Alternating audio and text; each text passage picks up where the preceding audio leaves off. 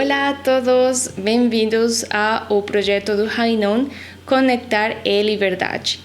Esse projeto tem como propósito compartilhar diferentes histórias, diferentes testemunhos dos nossos irmãos e irmãs na América Latina e no mundo, né? Essas histórias que vocês vão escutar têm o propósito de ser compartilhadas. Talvez vocês aprendam alguma coisa, talvez vocês consigam se identificar com essas histórias, ou talvez só consigam escutar uma história a mais, né?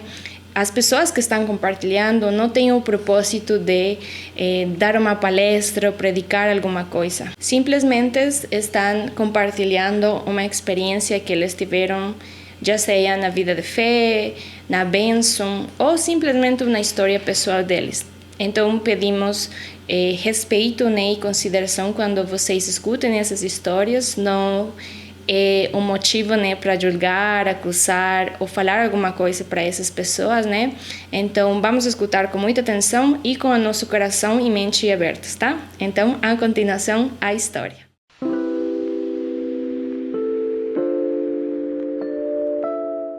Oi, pessoal, tudo bem? Meu nome é Onsun Zancan e eu sou moradora de Curitiba.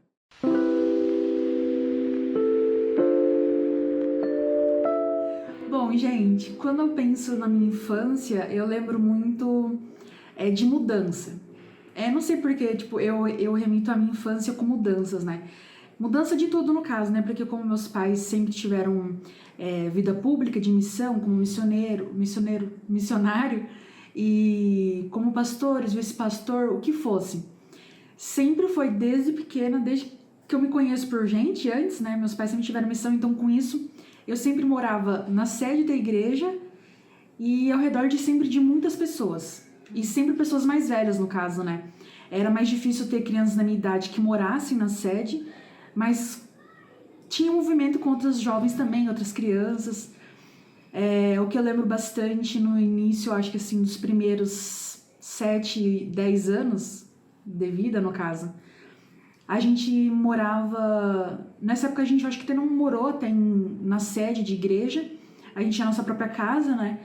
Mas minha mãe sempre ficava em casa cuidando mais da gente, cuidando assim, mais ou menos, né? No caso, tipo, estava, mas não estava, e meu pai era quem sempre mais saía, e depois todos os dias saíam os dois juntos. Principalmente quando teve aquela época de testemunho para a igreja de pastores evangélicos, enfim, várias igrejas no geral.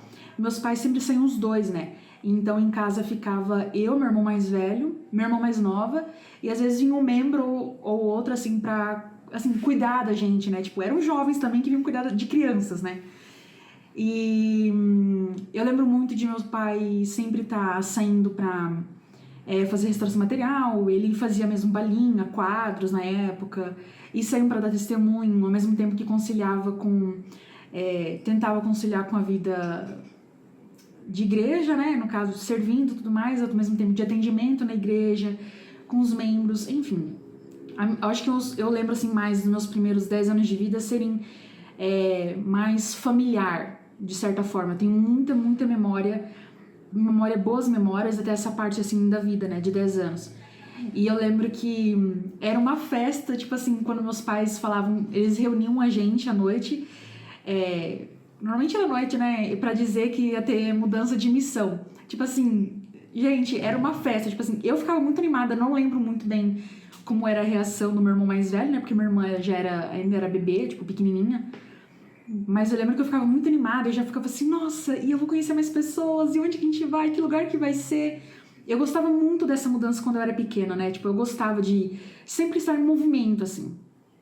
E de certa forma, porque sempre a gente passava por muitas situações difíceis, né? Não dentro da nossa família, mas com o relacionamento de pessoas, né?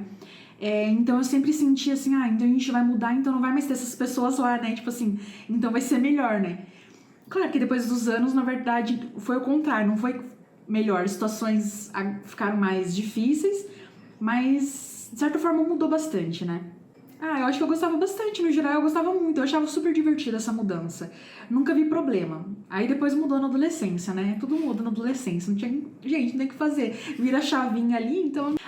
Tá, um fato que eu tenho muito orgulho, na verdade, eu lembro que quando a gente era pequeno, assim, eu digo pequenos, assim, a vida toda nossa, né?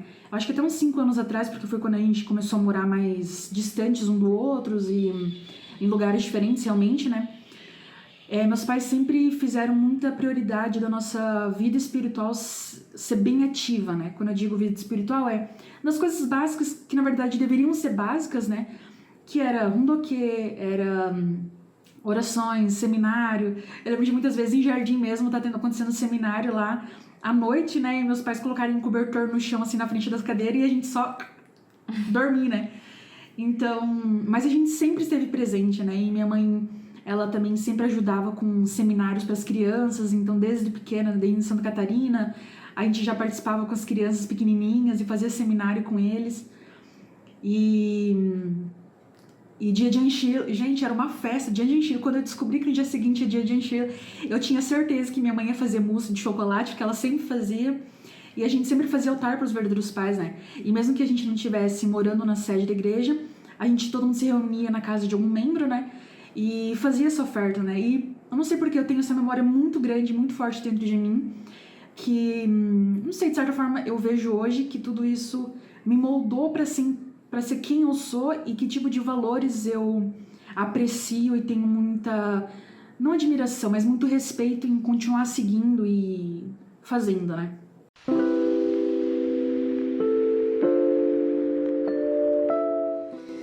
Bom, aí depois foi chegando então a parte da adolescência, que é o terror dos pais. Na verdade, gente, eu era assim, prodígio da família, entendeu? Não, mentira. Eu acho que a parte da adolescência foi o mais caótico que eu tive. Eu passei por muitas situações que, tipo assim, nem meus pais sabiam como lidar, né? Claro, eu lembro que, tipo, que nem eu falei, né? Na infância, antes era tudo bem legal e divertido mudar e ver pessoas diferentes e ver escolas diferentes. Ao total, eu já tive em 12 escolas, só pra vocês terem uma noção. E ao mesmo ano eu cheguei já a mudar 2 vezes de casa. Gente, tipo assim, nômade, sabe? Vida real. E, enfim, eu lembro que então na adolescência foi quando eu comecei a ter mais noção das coisas, que você realmente começa a perceber e querer ter atitudes, né? Eu lembro que eu tive uma época meio, não diria emo, eu só queria estar na minha, sabe? Tipo assim, não queria falar com muitas pessoas. Mas foi quando eu comecei a me sentir muito... não é exposta, mas muito observada. Então foi nessa fase da adolescência, foi quando, tipo assim, teve uma virada de chave não positiva, digamos assim, pra mim, né? E ao mesmo tempo que na época eu morava numa sede já maior e vivia rodeada de pessoas, inclusive eu já fazia parte do CARP aos 12 anos, acho que 11, 12 anos eu já fazia restauração material, tipo, acompanhava o pessoal. Na época eu achava super divertido mesmo, tipo assim, era legal, gente, tipo assim, eu vou sair na rua, eu vou comer fora, tipo, vou comer besteira, sabe? Era muito divertido, realmente, na época era muito divertido. Apesar de passar por muitas situações difíceis na RM, que todo mundo conhece, quem sabe já fez e sabe, né? Enfim. Ainda assim, foi um momento, tipo assim, que eu percebi que as pessoas começavam a cobrar muito de mim, né? No caso, hoje eu vejo que era muita cobrança. Mas na época eu só via como... ela é filha do pastor e tá fazendo isso ou não tá fazendo aquilo. Gente, aquilo foi tipo assim... Nossa... E as pessoas não percebem, né? Tipo, eu entendo que as pessoas que não moram, não têm um convívio direto de estar na sede, receber as pessoas, elas não têm essa mesma visão de quando você já morou na sede e tem que receber as pessoas. E você vive na sede o dia inteiro e você sabe como é a convivência com as pessoas que estão ali e depois com pessoas que só chegam e observam tudo, né? É que nem quando você vai visitar a casa de um amigo. É inconsciente, você acaba observando o ambiente, como as pessoas se tratam e tudo mais. Claro que não deveria haver o julgamento, mas sempre houve, né? Eu digo assim, por experiência própria no caso, né? Então eu lembro que muitos pais já chegaram em mim e falaram, olha, você não deveria estar fazendo isso, você é filho do pastor. E, tipo assim, e os filhos dele fazendo a mesma coisa que eu, né? Tipo assim, aí eu comecei a entrar muito em conflito porque eu tenho que fazer, sabe? E eu ficava muito me perguntando, e foi na época, então, que eu entrei em conflito comigo mesma sobre por que eu tenho que ser bom exemplo e uma boa pessoa pros outros, mas ninguém me trata dessa forma. Então, tipo assim, gente, foi um conflito que durou anos. E eu passei por muitas situações que eu realmente não tinha apoio. No geral, eu não tinha apoio mesmo. Não é que não tinha apoio só na situação, não tinha apoio nenhum. E isso se dá ao fato, por mais que meus pais sempre educassem muita gente pro lado espiritual, eles não tinham presença, no caso, né? Não sei se dá pra entender. Tipo, eles não estavam presentes realmente nas dificuldades que aconteciam. Então, eu lembro que isso começou a afetar depois na escola. Eu sempre fui uma boa aluna, né? Mas depois minhas notas começaram a cair muito. E eu lembro que na escola eu tava sofrendo bullying uma época. Eu já fui a pessoa que deu bullying também, mas tipo assim, na época eu sofria bullying da classe inteira e do professor. Então, tipo assim, o professor falava do meu nome, falava da igreja, falava dos verdadeiros pais. E eu só ficava assim, quieta, né? Porque, tipo, eu ficava pensando, mas por que ele tá falando isso, né? O que tem de ruim? Eu nunca entendia. E o meu nome, gente, eu tenho tantos apelidos. Na época, eu nunca me sentia afetada pelos apelidos que me davam pelo nome. Eu só não entendia por que as pessoas tinham que zoar isso, sabe? Eu amava meu nome, eu sempre amei meu nome, no caso, né? E eu não entendia por que as pessoas não respeitavam isso de mim. Então, né, nessa época da escola, então, eu comecei a ir muito mal, eu não conseguia mais ficar na sala, eu começava a chorar. E, tipo assim, hoje eu percebo que talvez eu estaria numa, não sei se depressão, gente, eu não sei que caos que era aquilo, mas eu tava muito confusa. Então, eu tinha medo de ficar na sala de aula, eu tinha medo de ficar em volta das pessoas, porque eu sabia que elas iam me cobrar coisas, né? Então, eu lembro que até mesmo, às vezes, fazendo restauração material, eu sempre era mais nova dos jovens ali, né? Era sempre o pessoal que tá mais velho, que tava já na faculdade, no ensino médio, né? E no caso, eu estava sempre no fundamental, enfim. Então, por mais que eles fossem jovens, eles eram ainda mais velhos que eu e supostamente me cuidavam, né? Ainda assim, eu tinha cobrança deles. Eu lembro que algumas situações aconteceram e uma delas foi que teve uma guria que ela não foi bem na restauração material e aí a líder da equipe, aí a guria, enfim, ela ficou super mal e foi pra casa e aí a líder da equipe chegou em mim e falou que a culpa era minha. Eu falei, mas que raios eu tenho a ver com a restauração material da guria? E, tipo assim, na época era só talvez uma forma dela conseguir colocar a culpa, né, não sei, em alguém ou em mim, enfim. E eu só vi aquilo e falei assim, nossa, mas por que a minha líder, que na época a gente chamava de Abel, né, por que a minha líder Abel tava falando isso pra mim, tipo, gente, mas o que eu fiz? Eu nunca entendia. E muitas pessoas chegavam fazendo isso comigo, né, e eu acho que no geral, não sei se era muito exatamente por questão individual, porque é ela quem ela é. Eu era sempre muito na minha, mas eu acho que era mais porque eu era filha do pastor e não sei, às vezes a gente sabe, né? Se você não chega nos pais, muitas vezes as pessoas chegam nos filhos, né? Então, eu lembro que quando eu estava passando na escola, eu fiquei numa fase que eu não estava mais atendendo as aulas, aí eu ia pra escola e ficava só na sala da diretoria, tipo, as aulas eram passadas pra mim ali. E ao mesmo tempo que eu me sentia super sozinha, eu tive uma grande amizade na época. E ela acabou se mudando depois para os Estados Unidos. E era nela que eu me apegava muito, né? Então quando ela foi embora, aí foi pior ainda. E eu vivia de casaco, um casacão. Gente, vocês vissem a foto, tipo assim, com todo respeito aos mendigos. Mas eu parecia uma mendiga, porque eu me cobria com esse casaco e não tirava por nada. Claro, no caso, pra tomar banho, mas tipo assim, eu vivia com aquele casaco porque eu me sentia segura com ele, sabe? Bem uma vibe de emo, sabe? E aí, eu lembro que eu vivia assim, me escondendo, né? Então, eu lembro às vezes de estar brincando com jovens e com crianças, no caso, da minha idade, né? E às vezes a gente mostrava a língua ou fazia alguma coisa assim e aí eles falavam assim, você não pode fazer isso, você é filha do pastor. Então, imagina, eu sempre cresci com essa coisa ouvindo, né? Por mais que na hora talvez não fosse algo que eu desse uma resposta ou tivesse... não sei, reagido de uma forma diferente, eu guardei muito isso pra mim por muitos anos. Eu nunca soube disso, né? Tipo, nunca percebi isso, obviamente. E Aqui eu tava falando, então, na época, meus pais, eles cuidavam... Minha mãe cuidava dos jovens, né? Como... ela ajudava junto com o líder do CARP. E meu pai era mais na parte da igreja como vice-pastor, né? Então, minha mãe cuidava dos jovens, meus pais... meu pai dos mais velhos, casais, famílias, enfim. E eu ficava sozinha, né? Então, quando começou tudo isso a acontecer, eu só queria meus pais, né? Tipo, eu queria ajuda, não sabia onde procurar ajuda.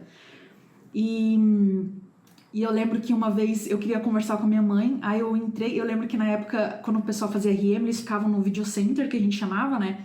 E aí entrava na salinha que a gente chamava de torre, e eles iam conversar, e sempre tava lá dentro minha mãe, ou na época o líder, que era o Samuel, do CARP, né? E aí eu lembro que ficava uma fila pra conversar, né? Tipo, não sei, conselho, não sei, uma coisa assim. E eu lembro que eu queria muito só conversar com a minha mãe, e eu lembro que eu bati na porta, nada, e a fila inteira olhando pra mim, né? Aí eu lembro que eu peguei, abri a porta, aí minha mãe falou assim, Monsumo, eu tô ocupada agora não, sai, né? Aí eu lembro que eu fiquei muito brava, eu acho que foi uma das primeiras vezes que eu explodi. Aí eu falei assim, vocês só ficam dando atenção pra esse pessoal que nem é filho de vocês. Eu só queria falar com a senhora, ai que ódio. E eu lembro que eu fechei a porta com tudo, tipo, deu um barulhão na porta. Eu comecei a andar, eu só dei uns 3 passos, minha mãe abriu a porta com tudo, Monsumo, volta aqui. Pediu pra eu pedir desculpa no caso, né?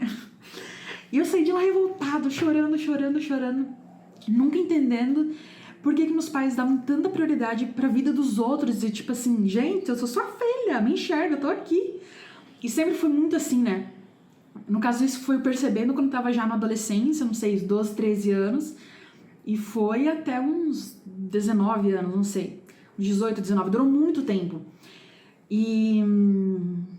enfim, ao mesmo tempo que eu tava sempre ativa... Gente, eu vivia na praça dando testemunho nos cavaletes. Quem conhece cavalete tem que ser mais velho, os mais novos também não vão saber. É tipo um quadro que fica pendurado e aí, tipo, tu dá o princípio divino. Eu sempre fiz isso, foi diário. E por um tempo eu fiz porque eu gostava, eu tava ali com todo mundo, eu sempre gostei de estar nas atividades. A gente fazia atividade de tudo, né? E eu sempre gostei disso. E depois de um tempo já não foi por opção. Eu comecei a fazer porque fui obrigada mesmo, né? Não foi pelos meus pais, né? Foi por uma figura central. Ela falou assim, você tá aqui, você não pode ficar aqui sem fazer nada, você tem que sair com o pessoal, né? E aí eu fiquei assim, o quê? Que raios é esse? Tipo assim, eu não sou obrigada se meus pais são figura central, missionário, que raios tem a ver com isso, né? Nunca escolhi isso, né? Tipo, não fui eu que escolhi. E aí então foi quando a visão da restauração material começou a ser diferente pra mim, né? Então começou a ficar mais, não pesado, mas eu diria mais desafiador, né? E aí eu já não queria mais fazer as coisas, e aí é o tal famoso, revoltadinha, né? Ou a encainada, enfim. Eu simplesmente não queria estar ali, gente, só isso. Era simples. E, enfim, e aí então depois disso, quando começou a ter as mudanças a partir dos 13 anos, mudanças de missão, gente, era uma penação. Porque eu ficava assim, não, pelo amor de Deus, se eu já passei por tudo isso nessa escola, eu vou ter que mudar de escola, vai acontecer tudo de novo? Não, por favor, meu Deus do céu.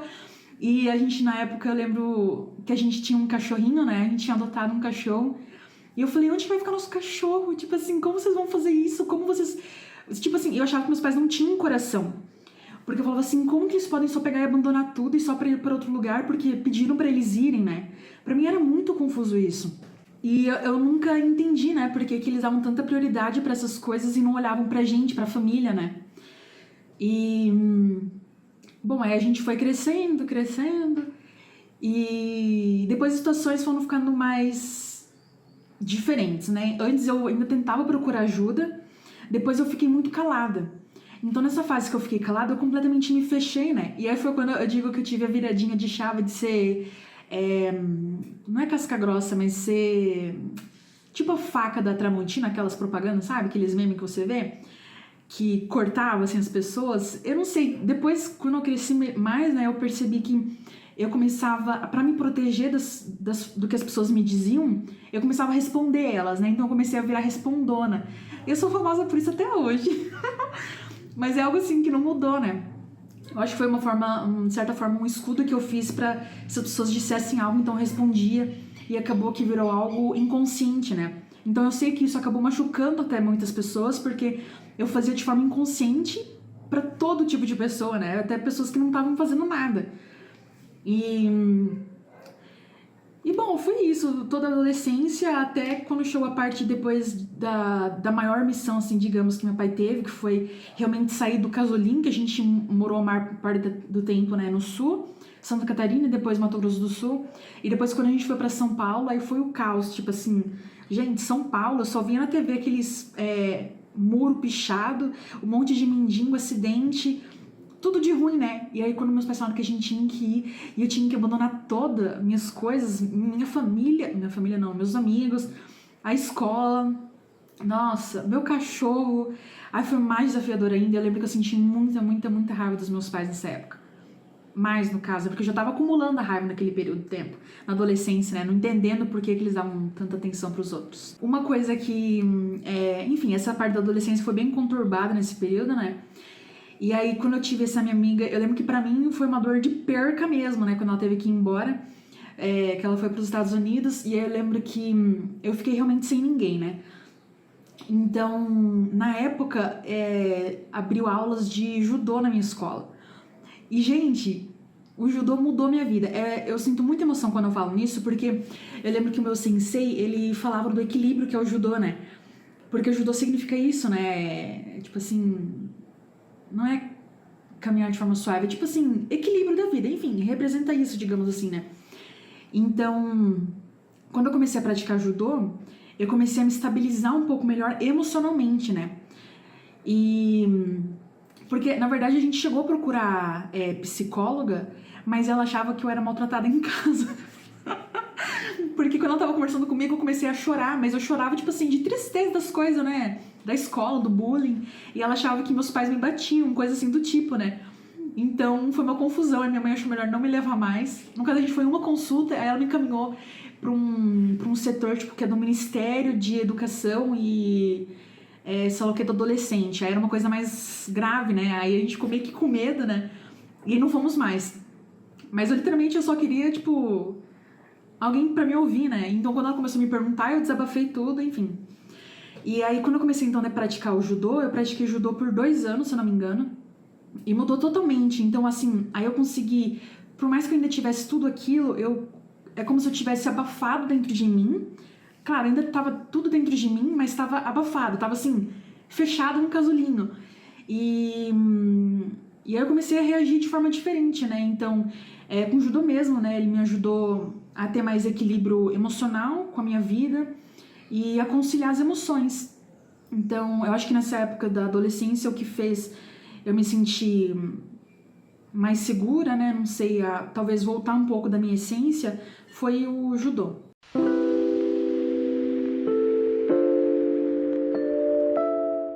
Concluindo a parte da adolescência, digamos assim, quando eu tava já mais jovem, não sei, a partir dos 19 anos, a gente tava em São Paulo, e aí foi quando eu também não tive opção, eu fui fazer meio que, não vou dizer obrigada, mas tipo assim, falando assim, não, você vai fazer o Carpo Estudante. E eu tinha acabado de chegar naquela cidade imunda, gente.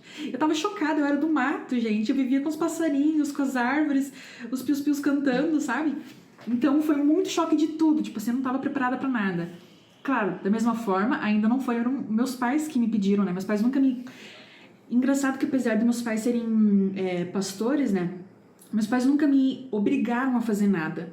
Eles sempre nos educaram pra fazer as coisas, né? Enfim, o básico. E sempre nos falavam, conversavam. Nunca foi obrigado, você vai fazer isso, senão, sei lá, você não dorme, não sei. Nunca foi assim, né? Então, eu nunca tive essa visão sobre... que eu sei que acontece com muitas pessoas, de acabarem serem obrigadas a fazer condição, ou obrigadas a fazer rondoquê. Também não acho certo também, né? Então, isso foi algo bom que meus pais realmente não implantaram na gente algo que fosse obrigatório pra gente, né? Mas sim algo de coração. Então, mas claro, como foi uma pessoa, um líder maior que pediu, então eu não tinha muita opção como dizer não, eu só tive que fazer. Então a época também do estudante, do Carpo Estudante, gente, que caos. Quem é do Carpo Estudante, deixa a hashtag aqui, Carpo Estudante eu passei. Gente, assim, que nem toda experiência na vida, eu tenho muita boa experiência, muitas amizades que eu tenho até hoje. Realmente a gente vive muito, a gente aprende muito. principalmente relacionamento com as pessoas, porque você tá ali convivendo com 300 tipos de pessoas diferentes, que pensam diferente, tiveram criações diferentes, e você vai como que saindo dessa sua bolha, sabe? Eu não acho que eu estive tanto em bolhas, porque meus pais nunca protegeram demais a gente. Mas também porque não dava, né? Mas, de certa forma, eu estava numa certa bolha de achar que todo mundo fazia igual que nem eu fazia. Ou que a maioria das pessoas tinha o mesmo tipo de estilo de vida que eu tive. E não era assim. Não é assim no caso, né? E eu não estava preparada para isso. Então, eu lembro que no estudante, a gente fazia 300 atividades, era bem desafiador e eu não gostava de fazer nada porque eu não queria estar ali. E é o que eu digo até hoje, para tudo que você faz na vida, gente, faça porque você quer fazer, porque o seu coração te manda fazer aquilo. É o seu coração que tem que sentir, né? Claro, se você for sentir que seu coração tá te mandando fazer algo que você sabe que você não vai ter resultado bom, então não faça, né? Tenha consciência, senso, né, gente? Por favor, né? Pra tudo. Mas tem certas coisas que você tem que seguir seu coração, né?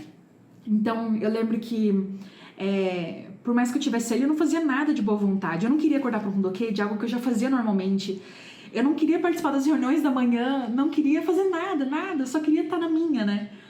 E aí eu lembro que, da mesma forma que aconteceu na missão anterior dos meus pais, de pessoas falarem pra mim que eu tinha que ter uma atitude diferente, aconteceu a mesma coisa no Carpo Estudante, né? Então eram líderes maiores, eu digo líderes maiores no centro do Carpe mesmo, né? Tipo, líder de Abel e tal, assim, as nossas figuras centrais.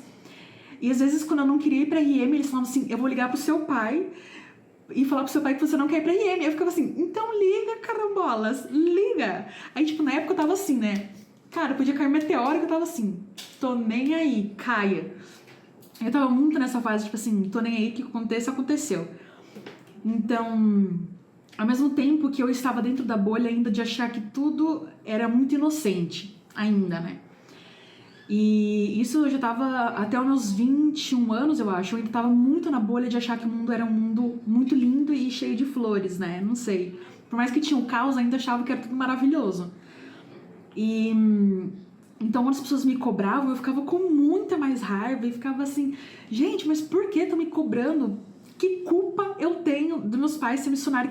Eu não entendia por que as pessoas não sabiam separar isso, né? Tipo, meu pai é pastor, minha mãe, e eles me misturam com isso. Que vínculo tem a ver, né? Tipo assim, não é só porque eu sou filha deles que eu faço o que eles fazem, ou que vocês, não sei, deveriam jogar raiva que vocês têm neles em mim, né?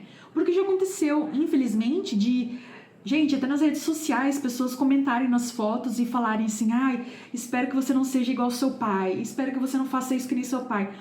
E, assim, são, enfim, relacionamentos que talvez alguma desentendimento que houve, mas que não tem a ver comigo, né? E acabava que eu sempre recebia tudo isso, né? Eu, meus irmãos. Então, eu comecei a criar muita raiva da nossa igreja, sabe? Por não entender algo que deveria ser bom me trazia tanto mal. E aí eu comecei a acumular muita raiva nessa época. Lembra que eu falei que eu já tava com raiva? Então, eu acumulei um pouquinho mais. E aí... só que aí minha raiva já era da igreja, né? Eu nunca tive raiva, assim, dos verdadeiros pais. Eu sentia raiva das pessoas da igreja. Porque eu acho que eu sempre tive essa coisa bem clara na minha cabeça de que os verdadeiros pais, o ensinamento dos verdadeiros pais é uma coisa, né? Agora, as pessoas que estão dentro da igreja como líderes, representando os verdadeiros pais, eles têm essa missão, mas eles não são perfeitos. E eles não são os verdadeiros pais. Então, eu não posso colocar culpa, vamos supor, nos verdadeiros pais porque um líder falou algo pra mim, né? Eu sempre tive isso bem claro dentro de mim. Não sei se é porque meus pais eram pastores e eu talvez pensasse dessa forma por isso, né? Mas eu sempre tive isso dentro de mim, né? Então minha raiva sempre foi contra a igreja e contra líderes, no geral. E eu percebo que, por mais que eu tenha superado, eu já vou explicar a parte como eu superei, ainda hoje eu sinto que o meu relacionamento com as pessoas com cargo de maioridade é diferente. Eu ainda fico muito desconfiada e ainda tenho essa meio que uma barreira ainda, eu sinto ainda isso, né? Claro, são coisas que eu ainda vou ir melhorando com o tempo, né? Não é de uma hora pra outra. E também me demorou muito pra eu ter a consciência de como eu estava me sentindo em relação à igreja, né? Não foi tipo assim, eu só estava sentindo isso, eu não tinha noção, a consciência, não sei se vocês conseguem entender. Então, aí enfim, aí depois disso eu fiz o Carp Full Time. Aí sim, o Carp Full Time eu quis muito fazer, eu gostei muito, gente, eu tenho muita memória, tanto full time quanto estudante. Assim, eu tive muitas experiências com Deus mesmo, tipo assim, muitas experiências, muitas amizades que foram pra vida também, eu tenho muito carinho mesmo. E aí foi quando eu tive a oportunidade que eu recebi a bolsa da UOMO pra estudar na Coreia. Aí, inclusive, nessa parte de pastores e tudo mais, entrava a parte de que meus pais, eles não faziam as coisas pra gente pra não ter acusação. Então, eu entendi essa mentalidade dos meus pais, ao mesmo tempo eu ia criando muita raiva dos membros por fazerem meus pais agirem dessa forma. Então, um exemplo disso em questão com a bolsa, a bolsa foi dada faz já alguns anos, não sei quando que iniciou bem a época que a bolsa começou a ser disponibilizada, né, da UOMO, que hoje é outra bolsa, né, não é a mesma bolsa da UOMO. E eu lembro que eu já tinha aplicado para 2 bolsas da UOMO e eu não tinha ganhado, né, só que eu fiquei assim, por que eu não ganhei? Tipo, eu queria entender porque não eram muitas pessoas que aplicavam. E o pessoal sempre tinha que ficar no pé, gente, aplica pra bolsa, por favor, aplica pra bolsa, tipo, tinha que pedir pro pessoal aplicar pra uma bolsa de estudos. E eu queria muito, tipo assim, gente, era o meu sonho de consumo, brincadeira. Mas era o meu sonho poder estudar coreano na Coreia, né? Então, quando tiveram as oportunidades, eu era sempre a primeira a fazer a ficha. E dava o tempo, a data limite, tipo assim, se uma pessoa tivesse aplicado era muito. As pessoas tinham que procurar as pessoas que talvez pudessem estar interessadas pra aplicar pra bolsa, né? Então eu nunca entendia por que eu não ganhava, assim, se eu queria tanto, né? Tipo assim, não é porque eu quero, eu ganho, não. No caso, se eu sempre era a primeira a aplicar e fazia tudo certinho, por que nunca me deram um retorno, né? E depois eu fui descobrir que meu pai, ele me tirava. Tipo assim, não é que ele me tirava, ele, assim, não deixava minha aplicação subir de fase. Então era meu pai que impedia a minha bolsa de estudos de acontecer. Mas por quê? Meu pai não queria que eu ganhasse a bolsa e as pessoas pensassem que foi por privilégio de ser filho do pastor. Gente, quando eu descobri isso, faltou sair fogo dos meus olhos para atacar meu pai. Juro. Eu fiquei com muito ódio. Gente, foi ódio mesmo, não era raiva. Eu sentia ódio do meu pai por isso. Porque, imagina, você estudar e aí você tem um sonho de poder aplicar para uma bolsa e descobrir que você não é que você não passou por mérito seu, foi tirado de você esse mérito seu. E tinham pessoas que ganharam a bolsa 2 vezes, porque tinha 2 tipos de bolsa, né? Uma que era pra impulsionar estudo, não lembro como é que era o nome, era só um valor que recebia, mas o pessoal ainda estava estudando, ensino médio ou fundamental. E o outro era realmente pra bolsa da UOMO. Eu havia aplicado para ambas, né? E nenhuma eu tinha ganhado. Aí eu sei que na terceira vez, ou na terceira ou na quarta, não lembro que vez, eu pedi pro meu pai, por favor, deixa minha aplicação subir, porque ela ainda ia ser avaliada e eu ainda fazer tipo uma segunda fase, assim, porque tinha critérios, né, pra ganhar a bolsa. E eu falei, pai, por favor, deixa eu ganhar, tipo assim, e daí que as pessoas vão pensar que você me deu, você não tem nada a ver com a bolsa, tipo, o raios da bolsa era da Coreia, tipo, era o pessoal da Coreia, da seleção de líderes do Continental que decidiam, não era meu pai. Meu pai era humildinho, que raios ele tinha a ver com aquilo, né? E, enfim, aí meu pai, depois de muito custo, ele deixou, então, minha aplicação subir, né? Subir, eu digo, tipo assim, não tirou ela do mapa ali, e aí foi quando eu ganhei a bolsa. Beleza. Quando eu fui pra Coreia, foi quando eu digo que realmente houve minha virada de chave em relação à minha visão com a igreja. Quando eu tava na Coreia, foi quando a primeira vez eu não estava no ambiente da sede, tipo assim, morando com os meus pais, sendo obrigada ou não a fazer atividades. No caso, fundoquê, coisa assim, né? Então, a gente morava no dormitório com todos os outros jovens, né? Assim, quando eu digo jovens, era um dormitório público. Então, tipo assim, era o dormitório da faculdade, mas era um dormitório que abrigava pessoas da UMO, da nossa bolsa da igreja, e pessoas de fora, de outras bolsas aleatórias, né? E E ali, claro, a gente tinha regras que tinha que seguir, porque a gente era estudante com a bolsa da igreja, então, claro, a gente tinha rondoquê, tinha tudo isso. Mas não é a mesma coisa, você não tá no seu ambiente, tipo assim, na sua bolha mesmo, né? Então, no primeiro tempo, eu lembro que eu comecei a fazer tudo certinho, aí depois eu já não queria mais participar. Só que tinha vários critérios, né? Se você não participa, então você pode perder a bolsa, né? Então, você era meio que obrigado a participar. Mas assim, gente, eu não queria estar participando das coisas. E ao mesmo tempo que... Não é que eu não queria porque eu não queria estar fazendo a atividade em si. Eu só não entendia pra quê, sabe? Pra que eu vou fazer, né? Não tinha essa... Não sei, não entendia. E ao mesmo tempo que na época foi quando eu digo que estourou minha bolha também da inocência. Porque eu sempre tive em volta de pessoas na sede, então com certeza o ambiente era bem diferente de se eu morasse minha vida inteira com o meu círculo sendo só minha família, né? E pessoas de fora. O único contato que eu tinha com as pessoas de fora era quando eu ia pra escola, e às vezes mais ou menos. Porque quando eu tava no CARP estudante, né, que foi em São Paulo, que foi todo o meu ensino médio, tinha mais 40 nego que era do CARP também, né? Então, tipo assim, a gente só vivia com o nosso grupinho e... Gente, era um caos. Então, eu sempre digo que eu tive nessa bolha de estar rodeada das pessoas, né? Da igreja ou... Enfim, eu digo uma bolha de proteção, assim. Então, quando eu fui pra Coreia, eu sinto que foi quando realmente estourou essa bolha e foi quando acho que pela primeira vez eu tive essa noção de... eu tenho que começar a fazer coisas. Mas não porque... alguém me pediu, mas porque, será que eu quero? Será que eu não quero? Aí eu fiquei muito nessa fase assim, né? Então, aconteceram muitas coisas na minha fase de crescimento mesmo, pessoal, e muitos caminhos que eu tomei também que não foram aconselháveis, mas eu não posso dizer que, eu fui porque alguém me obrigou. Não, eu fui porque eu quis. E eu fiz porque eu queria fazer, né? Então, eu estive em meios que não eram bons, né? Tipo assim, que não me trazia benefício nenhum. E achava o máximo, divertido, né? Tava na Coreia, ô louco. Mas ao mesmo tempo que eu estava no mesmo conflito de pensar... O que eu faço não me traz tanta alegria, assim, tanta paz, né? Tipo assim, não sinto paz comigo mesmo. Mas depois disso aconteceram ainda muitas situações mas eu sempre soube que eu poderia contar para os meus pais, mas com receio do que eles pensariam de mim. Sempre tive isso, né? Devido ao que as pessoas viviam dizendo do que elas pensavam de mim na minha cara, né? Então eu sempre tive essa questão. E aí... depois que eu voltei, entrou a pandemia. Foi outro caos da vida também, porque você fica mais perdida ainda. Se você já estava perdido, eu estava mais perdida ainda.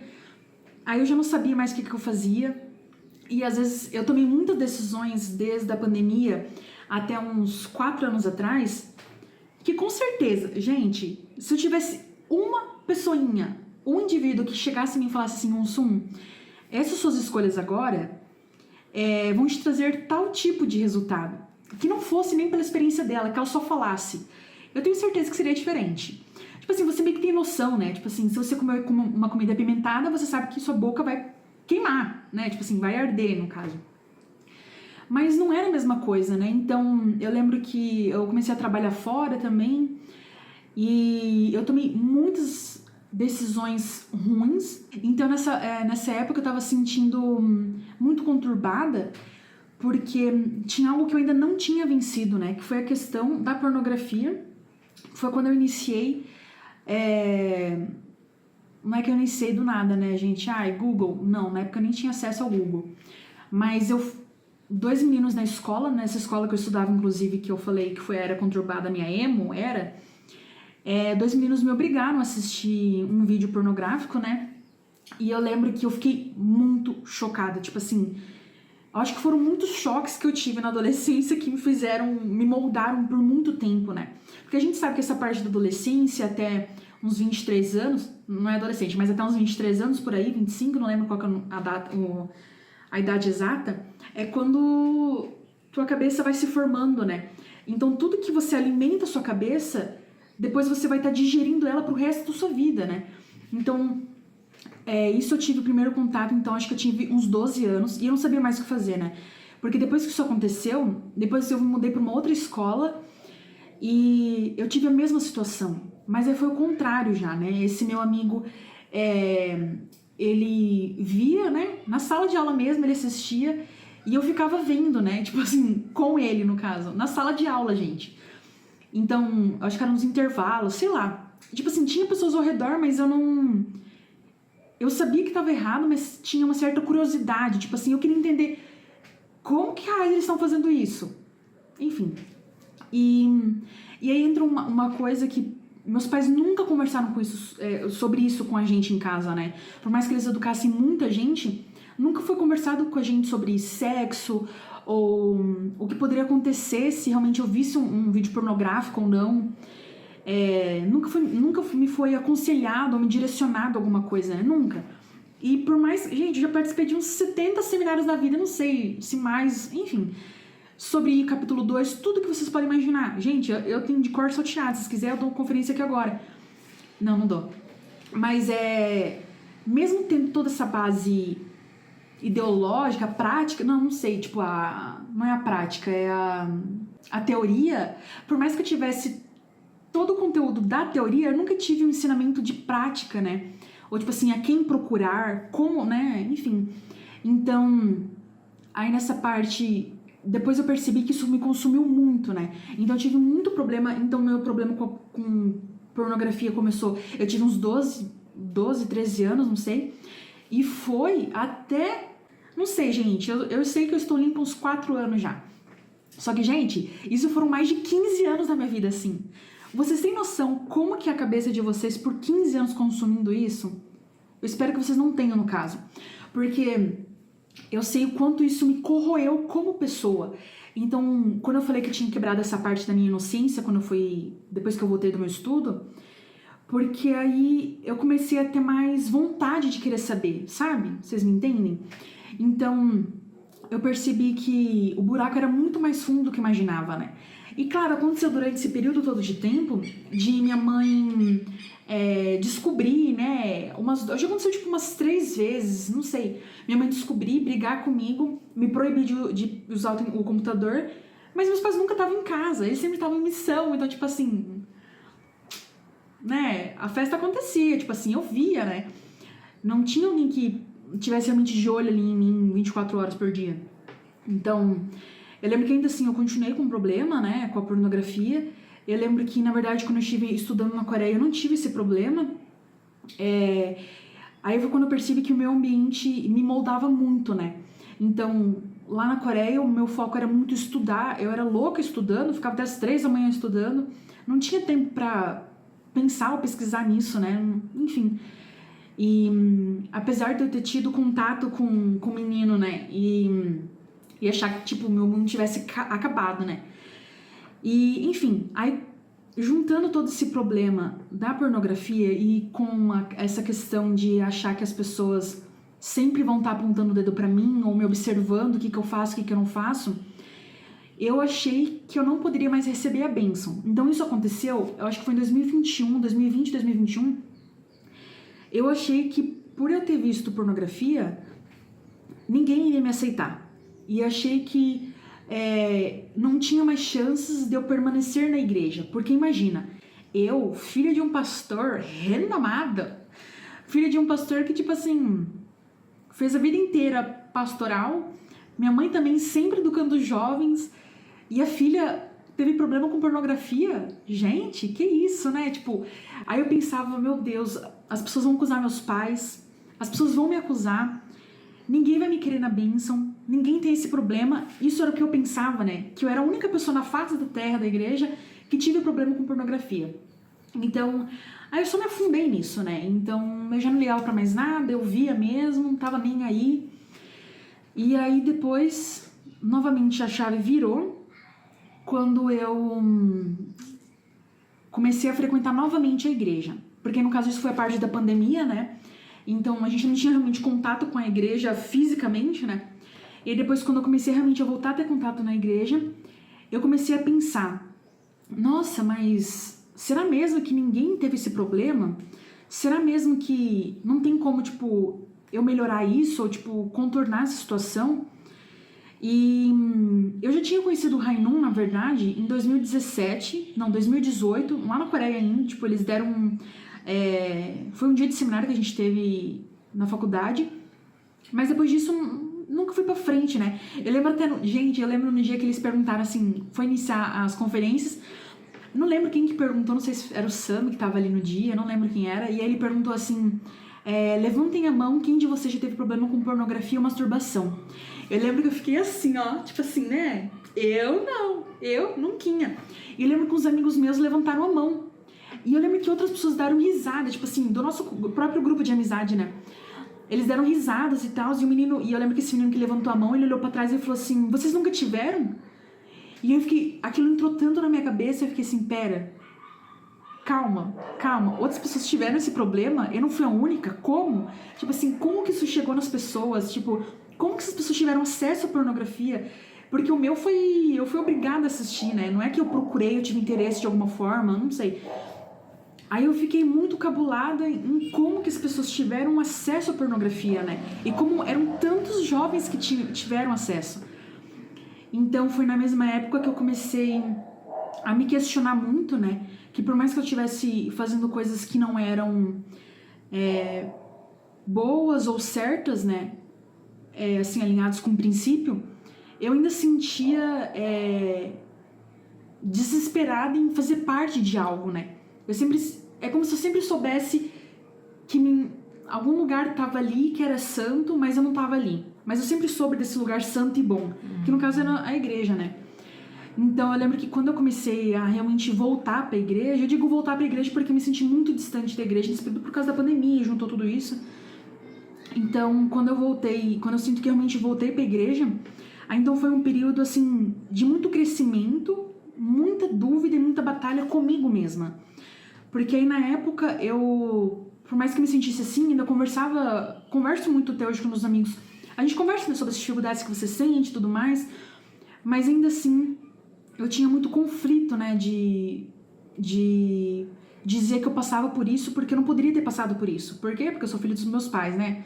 Eu não sei, eu sempre tive isso na cabeça. Eu não posso dizer que eu passei por dificuldade porque eu era filho dos pastores, tipo... Que mundo que filho de pastor passa dificuldade? Não, né? Tipo assim, seu mundo é maravilhoso. E aí, enfim, eu sei que quando eu comecei então a me preparar pra bênção, que foi algo que eu sempre quis, né? Eu lembro que foi em 2020, eu acho. Não, 2020. Final de 2021 pra 2022, um período assim. Ou 23, não lembro. Aí eu lembro que quando eu tava fazendo a ficha pra bênção, né? Eu lembro que você tem que escrever lá...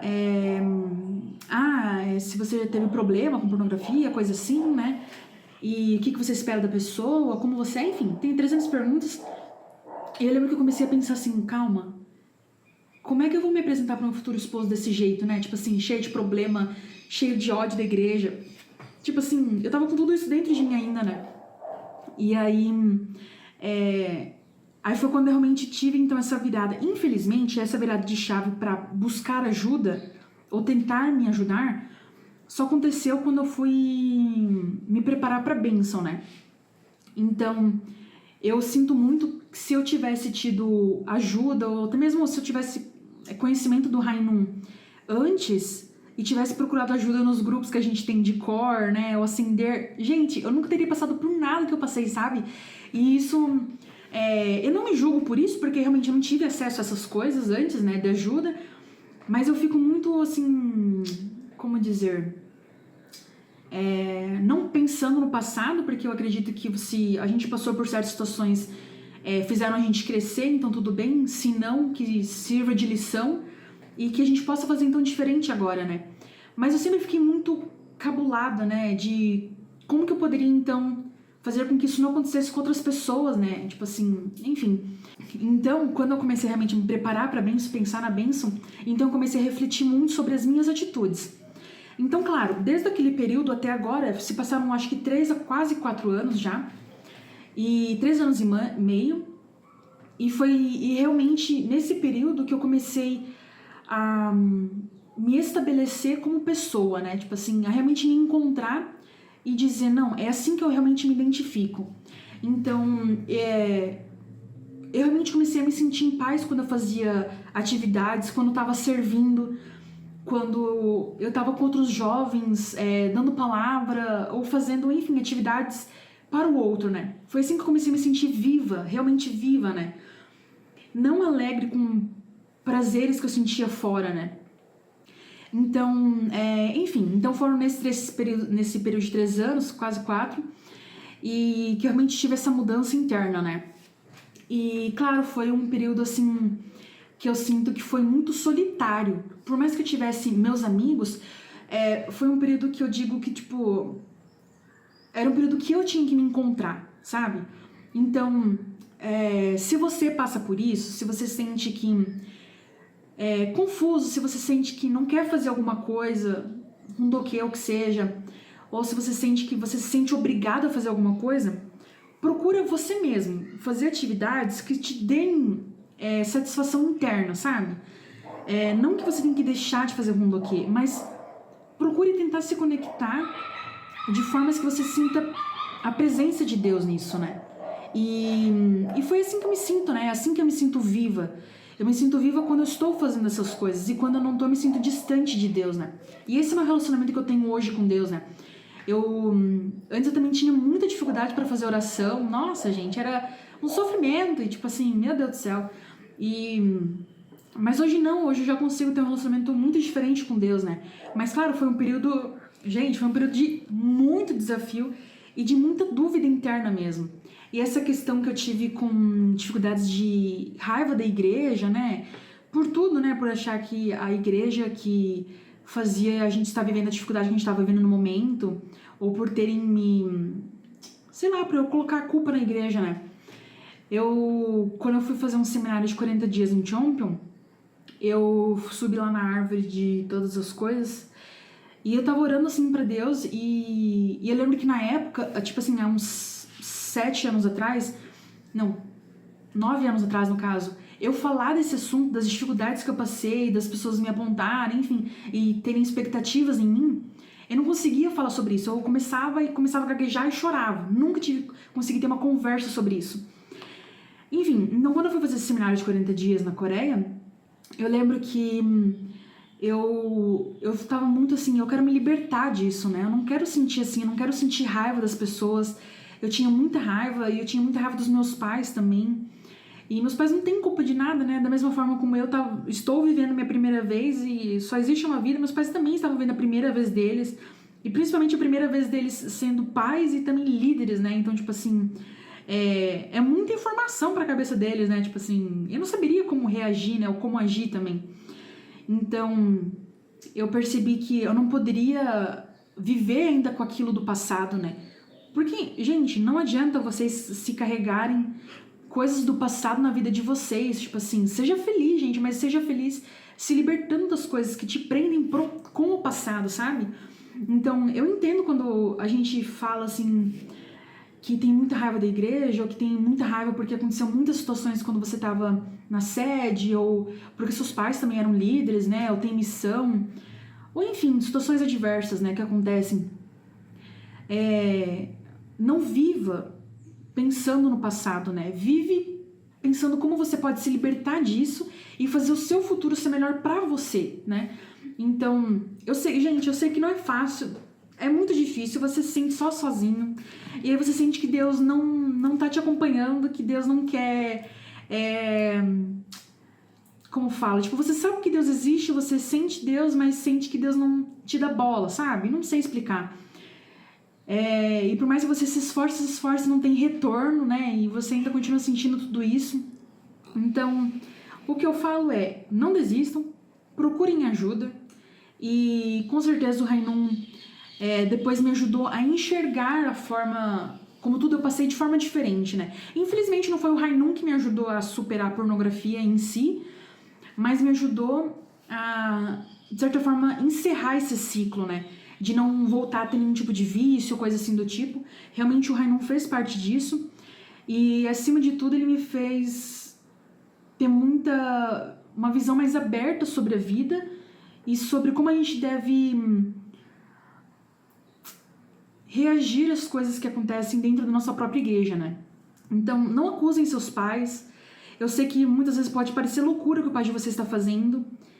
E hoje eu enxergo também, né, que meus pais, eles fizeram tudo isso por amor aos outros, né? Da mesma forma que hoje eu me sinto viva quando eu tô servindo alguém, era assim que meus pais se sentiam, né? E é por isso que eles sempre aceitaram as missões.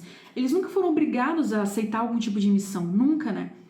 E meu pai, tipo assim, é o que eu digo, né? Meu pai não pode ficar parado, nem minha mãe. Tipo assim, gente, se não dá missão ou se eles estão sem fazer nada, meu Deus do céu, é um pé no saco. Então, tipo assim, eles se sentem vivos, assim, né? E é assim pra cada pessoa, né? Se você se sente vivo na sua área, vamos supor, sua área de atuação seja, não sei, medicina, você se sente vivo dessa forma, então faça isso, né? Se você se sente vivo fazendo missão pública ou atendendo jovens da nossa igreja, ou com algum, né, algum tipo de departamento, então faça isso, né? Infelizmente, eu não tive essa visão dos meus pais quando eu era menor. E eu carretei muito ressentimento deles por muitos anos, né? E nunca consegui exatamente conversar com eles, né? Eu sei que uma coisa também que eu lembro que eu fiz na minha adolescência, acho que um pouco antes de ir pra Coreia até, eu lembro que eu tinha feito um seminário em São Bernardo, e aí eu lembro que eu escrevi uma carta pros meus pais, falando tudo que eu sentia deles e tudo que eu tinha passado na minha adolescência. Até então meus pais não tinham noção das coisas que tinham acontecido comigo na adolescência, né? E aí quando eu entreguei pros meus pais, tipo assim, foi muito chocante, né? E foi um outro momento, assim, que eu senti que teve uma reviravolta no relacionamento que eu tive com os meus pais. Porque por mais que a gente sempre fosse muito próximo, eles não sabiam dessas coisas, né? Porque eu sempre quis esconder isso dentro de mim, eu sentia culpada também por ter passado por isso. Por mais que eu não tivesse culpa, ninguém tinha culpa ali, né? E, enfim, eu acho que foram muitas partes, capítulos diferentes da minha vida com dificuldades diferentes e conflitos diferentes e que eu realmente pude conseguir me libertar deles quando eu entendi realmente que o amor de Deus, ele é puro, ele é transparente e ele não julga, né? Ele não te cobra, mas só dá, né? Dá sem querer receber. Então, hoje, na verdade, eu sou muito grata, na verdade, por tudo que eu passei, por toda a situação que eu passei. Eu realmente digo que hoje eu sou grata por ter passado por isso, porque eu sei que se eu não tivesse passado, eu não sei quem eu seria hoje, né? Que mentalidade eu teria com as pessoas, e até mesmo com os meus pais, né? Eu sou muito grata pela história de missão que eles tiveram e por terem sempre amado a gente, né? Incondicionalmente, mesmo quando eu tava passando por tantas dificuldades, eles nunca me apontaram o dedo, nunca me cobraram nada. A minha mãe só sempre muito orou pra mim, meus pais sempre oraram muito por mim. Eles sempre, por nós, meus irmãos também, né? E sempre só nos aconselhavam, né? Nunca foi cobrado nada, nenhum tipo de atitude ou, enfim, resultados, né? E é isso, hoje eu sou muito grata a Deus, verdadeiros pais, meus pais, por tudo que eu passei, porque agora eu posso enxergar a vida de uma forma diferente. E ainda tem muita coisa pra superar, hoje eu entendo as coisas que eu preciso superar e é isso. Então eu aconselho você realmente, se você sente que tá passando por algo assim, ou você sente que não pode conversar com seus pais, procura o Rainum, procura realmente alguém que esteja fazendo o bem, tá? Não procura qualquer pessoa aleatória também, né? Tudo bom? Procure pessoas boas, irmãos e irmãs mais velhas e procure realmente ajuda, gente. Não espera chegar tarde, ou não espera chegar até a hora da bênção pra você achar que tem que mudar porque você quer ser uma pessoa melhor pro outro, sabe? Não espera chegar esse momento. Espera a sua melhor mudança pra você primeiro, sabe? Procure você mudar por você, né? E é isso. Com frase de efeito, seja a sua melhor versão.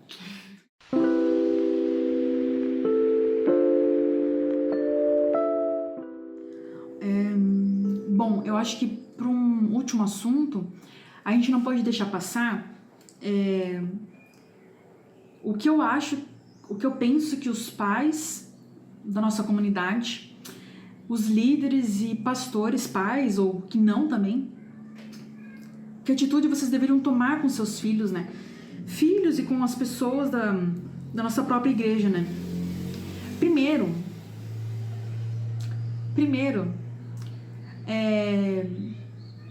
vamos praticar as palavras dos verdadeiros pais. Não vamos ser hipócritas, gente. Tudo que os verdadeiros pais mais falam é isso. Ame o outro. A gente às vezes muito esquece de como os verdadeiros pais tratavam as pessoas, né? Como era o estilo de vida deles. Vocês sabem, gente, vocês estão mais que caduco de saber que os verdadeiros pais nunca apontaram o dedo para as pessoas, eles sempre abraçaram o outro, nunca julgaram e nunca apontaram o dedo, né?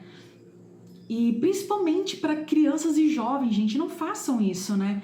Vocês não têm noção de como isso machuca uma criança, por mais que é só uma criança, ela ainda tem consciência, aquilo vai sendo alimentado na cabeça dela, né? E isso transforma quem ela é. Então, tenham paciência também, né? A vida de vocês foi completamente diferente da nossa. Vocês, no caso eu digo a comunidade primeira geração, que tá entrando agora, enfim, os mais velhos, vocês não podem julgar a gente querendo que a gente tenha atitudes que vocês esperam que a gente tenha, se a gente não teve o mesmo estilo de vida que vocês tiveram quando vocês conheceram a igreja. Quando vocês conheceram a igreja, para vocês foi tudo novo. Para vocês foi aquilo a coisa mais radiante do mundo. E se realmente tivessem tão assim em querer julgar as atitudes da segunda geração, vocês não estariam nem julgando em primeiro lugar, né? Eu acho que vocês muito esquecem que vocês também estão na mesma posição que a gente, que é de procurar a perfeição. Todo mundo tá procurando a perfeição. E com certeza ela não começa com você apontando que tipo de atitude filho de pastor ou não pastor deveria ter. Toda a segunda geração, ela tem que passar pela fase de procurar a fé dela. A gente não descobre a fé com uma oração, ou só porque vai pro CARP a gente descobriu a nossa fé. Não é. É um curso realmente muito longo para outras pessoas e para outros mais curto, né? Dependendo como é enfim, como é a vida de cada um é diferente, né? Então, por favor, tenham paciência e saibam educar com amor. Por favor, não fale, ai, porque eu nunca faria isso. Eu não tô nem aí se você nunca faria isso, tá? Eu não tô nem aí. Cada um tem sua forma de crescimento e a gente tem que respeitar isso. Eu sei que é muito frustrante, porque hoje eu vejo isso também, de você querer ajudar a pessoa, de querer que ela fique melhor ou que melhore a situação dela. Mas eu tenho certeza e lhe garanto que não é com palavras de ódio e olhar mal feio, né? Tipo, olhar feio, que vai fazer ela mudar de opinião só porque você está olhando para ela com cara feia. Muito pelo contrário, a atitude de vocês, essa atitude, né, errônea, faz a gente se afastar cada vez mais. Então, não importa também quantos anos de igreja você tem, que nível de liderança você tem, ou quantos anos você serviu, se você ainda julga o outro, que seja de segunda geração ou não, se você julga o outro membro, ou se você espera que ele tenha atitudes ou não para os verdadeiros pais, você está fazendo errado, né?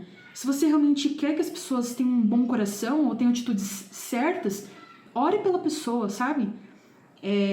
Faça o que puder fazer sem atingi-la ela, né? Tipo, sei lá, gente, faz oração, ame a pessoa, dê coisas, faça ela se sentir amada, né? Porque eu vejo, porque foi assim comigo, eu senti que as pessoas, ninguém me amava, foi isso que eu me senti, né? Foi só realmente quando eu me encontrei com Deus, que eu senti o amor dele, que eu senti que nada era necessário porque eu tinha o amor de Deus. Então, não tirem essa esperança das segundas gerações e não cobrem delas. Deixem elas passarem pela fase de crescimento, eduquem elas com amor e com palavras dos verdadeiros pais. Não inventem coisas que elas vão ser julgadas se fizerem tal coisa, ou se elas vão pro inferno porque vão fazer tal coisa. Gente, que são vocês para julgar? Juiz do julgamento? Não. Baixou as bolas, vocês também vão estar lá sendo julgados todo mundo junto. Tipo assim, só educa, sabe? Só dá palavra. Conta da vida dos verdadeiros pais. Vocês mesmos refletem sobre isso, sabe? E procurem entender o filho de vocês. Procurem ouvir, não falar, só ouvir. Por muitas vezes eu sentia isso, que eu só queria ser ouvida, sabe? Eu só queria que alguém me compreendesse. Não é também só ouvir, tipo assim, saiu e depois, né? Tipo assim, compreenda, tenta realmente compreender o que a pessoa tá falando. Às vezes ela não sabe nem como se explicar, como ela tá sentindo. Enfim, é muito confuso essa parte de segunda geração crescer e enfim, não... Gente, pra gente é tudo novo, por mais que nada é novo, pra gente é tudo muito normal ao mesmo tempo, a gente ainda assim tem que se descobrir, né? E eu nunca levei muito a sério, na verdade, inclusive eu nunca levei a sério esse papo de você encontrar sua própria fé. Eu nunca levei muito a sério, de verdade. Mas só depois quando eu tava me descobrindo e tudo mais, foi quando eu senti que realmente a minha fé não é sobre a questão de acreditar ou não nos verdadeiros pais, é sobre como é o meu relacionamento com eles, né? Então, por favor, amem e realmente façam o que os verdadeiros pais falam, né? Não esperem que os outros façam melhor e você continua fazendo o mesmo, né? Tipo, vamos fazer que nem os verdadeiros pais? Muito obrigada por escutar até o final. Espero que tenham gostado da história e que possam refletir um pouquinho mais sobre essa experiência. Eu quero lembrar que o Hainon é uma organização sem fins lucrativos, então se vocês querem contribuir de alguma forma, já seja com alguma doação, com voluntariado ou dando seu testemunho aqui, as portas estão sempre abertas para essa comunidade. Muito obrigada e nos vemos em outra ocasião.